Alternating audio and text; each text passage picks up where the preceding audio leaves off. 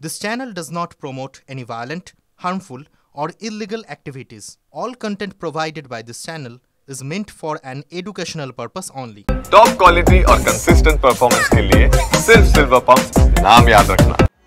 বেহাল রাস্তা, জুতো হাতে করে স্কুলে যাচ্ছে পড়ুয়ারা। খানাকুলে রাজা রামমোহন রায় রোডের এমনই অবস্থা। রাস্তার অবস্থা এতটাই খারাপ, সাইকেলে করেও যাওয়া যায় না।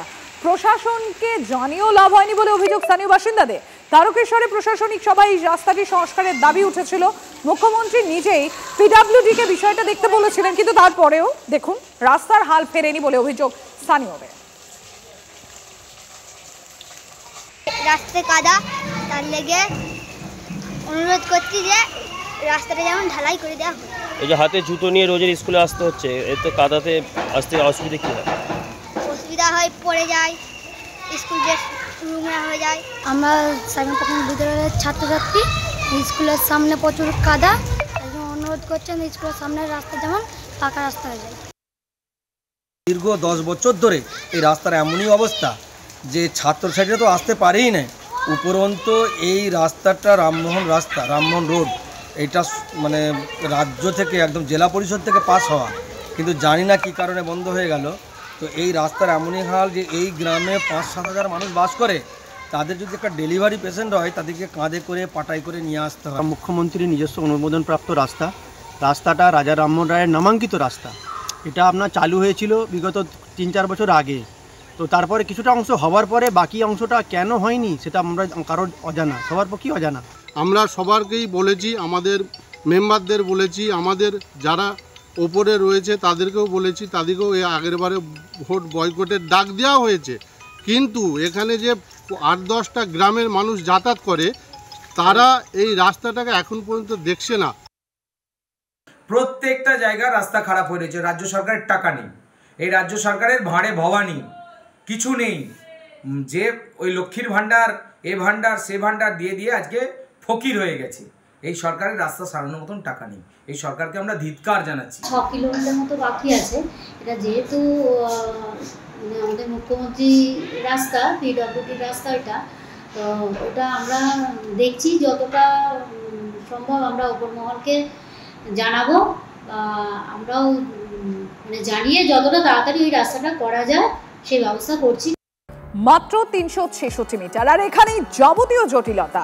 চিংড়িঘাটা মোড়ের মেট্রো সংযুক্তির কাজে বারবার আবেদন করেও প্রশাসনের সবুজ সংকেত অধরায়। প্রকল্পের কাজ থমকে যায়, দুঃখজনক বলে দাবি মেট্রোর জেনারেল ম্যানেজারের।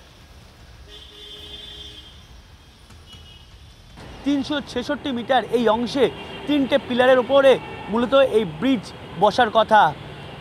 ইতিমধ্যে পিলার বসে গিয়েছে, তার উপরে গার্ডার বসে দেওয়া হয়েছে, কিন্তু মূল যে কাজটা সেটা এখনও বাকি। আর স্বাভাবিকভাবেই হেমন্ত মুখোপাধ্যায় স্টেশন বা রুবি স্টেশন থেকে সেক্টর পর্যন্ত সম্প্রসারণের কাজ সম্পূর্ণ আটকে যাচ্ছে এই পিলার এবং এইটুকু অংশ কাজ বাকি থাকার জন্য।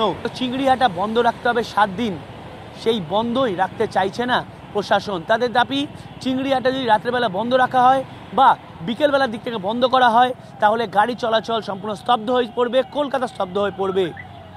কিন্তু মেট্রোর তরফে জানানো হয়েছে যদি রাতের দিকে বন্ধ হয় তাহলে বেশি গাড়ি চলাচল করে না, সেটা তাহলে সল্টলেকের ভিতর থেকে বা কাকুরগাছির দিক থেকে গাড়ি ঘুরিয়ে দেওয়া সম্ভব, কিন্তু সেই অনুমতি এখনও পাওয়া যাচ্ছে না। সব মিলিয়ে জটিলতায় আটকে এই সম্প্রসারিত অংশের কাজ। ক্যামেরায় সূর্যেন্দুর সঙ্গে সায়ন্ত ভট্টাচার্য, TV9 বাংলা, কলকাতা। चिंगड़ी घाटा इज ए सैड पार्ट। ये जो है हम लोग कोशिश करते रहे बट लेकिन हम लोग को नहीं मिल रहा है। पिछले बार जब मिनिस्टर भी आए हुए थे, मंत्री जी अश्विनी वैष्णव आए थे, मंत्री जी भी जो है रिक्वेस्ट किए थे, I mean in the public forum he has requested the chief minister to raise above politics and see that the people get benefited from it. I hope it is taken forward by the state government. Anything which gets stopped, anyway the cost escalates. যারা daily যাতায়াত করে হাওড়া শিয়ালদা, বাসে তো খুবই jam জট, তার মধ্যে ভালো হবে হাওড়া থেকে শিয়ালদা। সেটা পাবলিক অনেক দিন ধরেই চাইছিল যে যাতে হয়ে যায়, খুব ভালো হবে। অনেকটা সুবিধা হবে, অনেকটা টাইম সেভ হবে। যেমনি আমরা বাস দিয়ে যাই 8 ঘন্টার উপরে লেগে যায় খুব তাড়াতাড়ি হলেও, কিন্তু এটাতে অনেক কম সময় 10 মিনিটের ভিতরে আমরা পৌঁছে যাই, মানে খুবই সুবিধা হবে। এখনকার যা আমাদের ওয়েস্ট বেঙ্গলের অবস্থা, গাড়ির যা যানজট, পুলিশি যা হয়রানি, এই সব দিক থেকে মেট্রোটা সংযোগ হলে আমরা হাওড়ায় যেভাবে যেতে পারছি সেরকম শিয়ালদা থেকে পুরো অল ওভার মানে সেন্ট্রাল কলকাতাটাকে আমরা ওদিকে সাউথ নর্থ সব দিকেই আমরা ভালোভাবে যাতায়াত করব, কাজের পক্ষে অনেকটা স্মুথলি হবে। একবারে ঢুকবো, যেমন আমরা হাওড়া যাচ্ছি, আবার হাওড়ার ওদিক থেকে যখন আমি আসবো স্টেশন থেকে, কোনো কারণে ওদিকে যেতে হলে আমাকে আর বেরিয়ে কোথাও যেতে হবে না, একটা যাত্রাতেই, একটা টিকিটেই, একটা কার্ডেতেই আমার সব কিছু হয়ে যাবে। গড়িয়া বা কবি সুভাষ মেট্রো স্টেশন, কলকাতা বিমানবন্দর বা জয় হিন্দ মেট্রো স্টেশন করিডোরের দ্বিতীয় দফার সম্প্রসারণের কাজ থমকে রয়েছে। সম্প্রতি সাঁতরাগাছি রেল স্টেশনে একটি অনুষ্ঠানে এসে খোদ রেলমন্ত্রী অশ্বিনী বৈষ্ণব চিংড়িঘাটায় প্রশাসনের অসহযোগিতা নিয়ে সরব হন। পুলিশের দাবি চিংড়িঘাটা মোড় গুরুত্বপূর্ণ রাস্তা, গাড়ি বন্ধ হলে বিপর্যয় দেখা দেবে। এমতো অবস্থায় বা এমতো পরিস্থিতিতে চিংড়িঘাটা মোড়ে মেট্রো সংযুক্তির কাজ নিয়ে সেখানে প্রশ্ন উঠছে।